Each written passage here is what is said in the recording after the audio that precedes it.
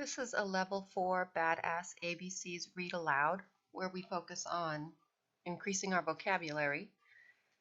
I believe that the glossary terms of pirate terminology is from the Pirates Handbook by Margaret Lincoln.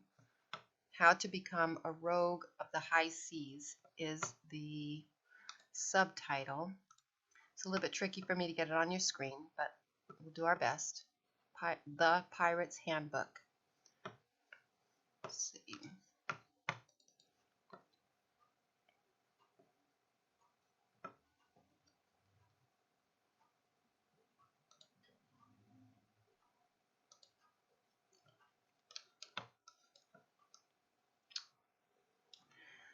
Piratical language.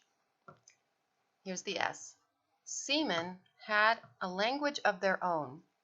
Much of it came from the names given to different parts of the ship and rigging, which were rarely heard on land. Sailors looked down on those who knew nothing of life aboard and enjoyed talking in terms that landlubbers couldn't understand.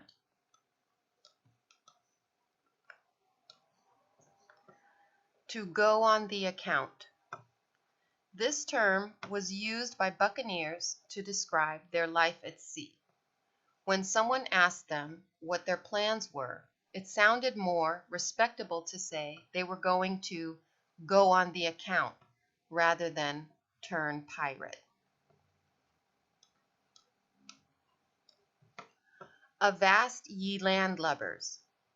Avast means stop or stay, and a lubber was a clumsy person. So a landlubber was someone who was as clumsy on board ship as a person who had never been to sea. The phrase was used dismissively by pirates when calling out to those who were not sea rovers like themselves.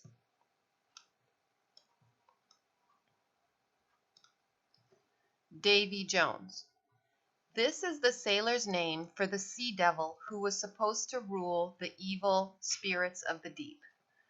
When ships sank, they were said to have gone to Davy Jones's locker, and so this became the seaman's phrase for death. Davy Jones was mate and for a time captain of a royal pirate ship called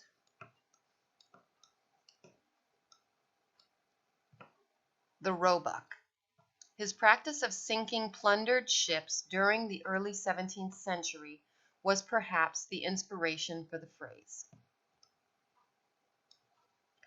Walking the plank. This cruel practice, made famous through pirate stories, involved forcing prisoners to walk down a plank into the sea and there, inevitably, to their death by drowning. It isn't known with what frequency this took place, but it is thought that it possibly originated with the capture of Romans by Greek pirates in the last 100 years BC. Greek pirates would pretend to their Roman captives that they felt guilty for what they had done and would beg for pardon. When the captives were convinced of their sincerity, the pirates would let down the ship's ladder and offer the Romans their freedom before throwing them into the sea.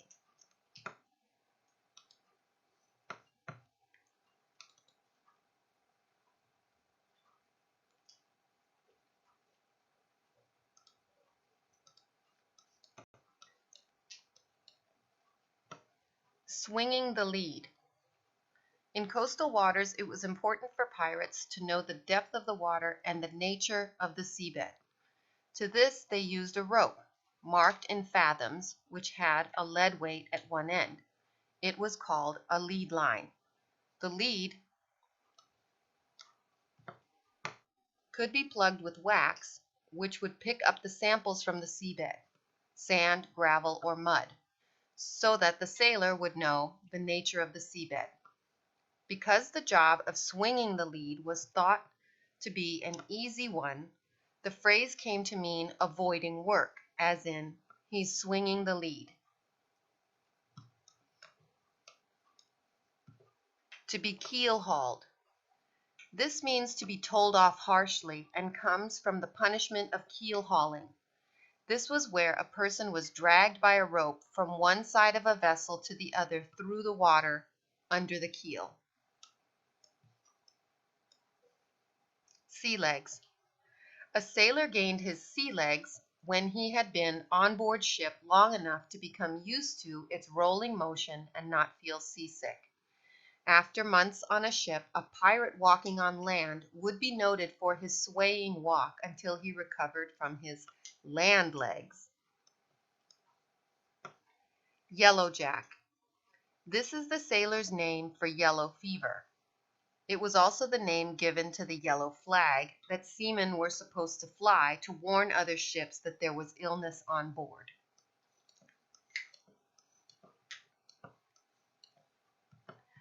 Take a caulk. To help keep a ship watertight, the gaps between the planking on the deck were caulked.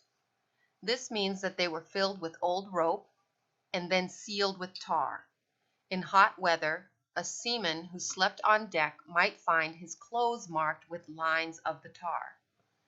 Consequently, when a sailor slept on a ship's deck, he was said to take a caulk. This is the likely origin of the expression, although it may be even simpler, that the caulked seams on deck are horizontal, as are sleeping seamen. Shiver Me Timbers. When a wooden ship runs aground or suddenly hits a rock, her timbers shiver. So the expression shiver me timbers is one of surprise or shock. Long clothes. These were the kind of clothes worn on land. Seamen had to wear loose trousers and short jackets that would not get in the way when they climbed up the rigging. Landsmen, in contrast, wore long coats, breeches, and stockings.